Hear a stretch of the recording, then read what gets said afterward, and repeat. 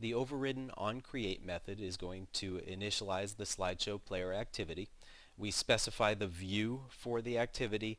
Then at line 49, we find the image view where the images will get displayed during the slideshow. Now at lines 51 through 68, the if-else statement we show here determines whether or not the activity is starting from scratch or resuming.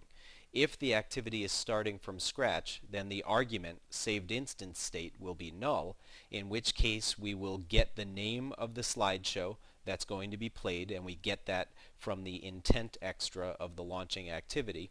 We set the media time to 0, meaning that we want to play the audio clip from the beginning, and we set the next item index to 0, meaning that the first image in the list of images will be displayed to start.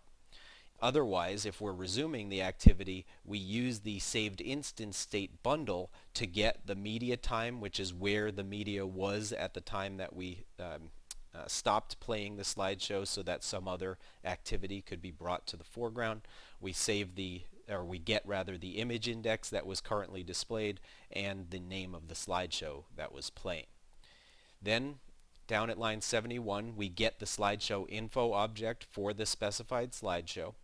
We create in this example a bitmapFactory.options object, and we set its in sample size value to 4, which means that we want images to be downsampled to 1/4 of their original width and height. Now, what we could have done is calculations that are based on the actual device's screen size so that we can make sure that we pick a size that is at least as big as the screen so that the images can fill the screen. In our case, we're just setting it to 4 explicitly here, but this is another way that you could potentially enhance this app.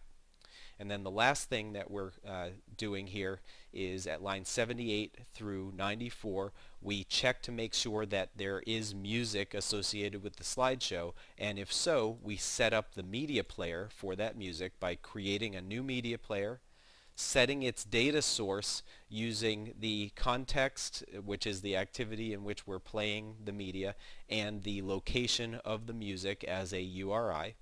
We prepare the player to start playing the music, which is going to help it start loading that music information.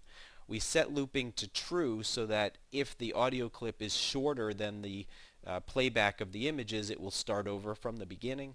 And then finally at line 88, we seek to media time position. So again, if we're resuming playback, we want to go back to where the audio was playing at the time that the activity was pushed to the background.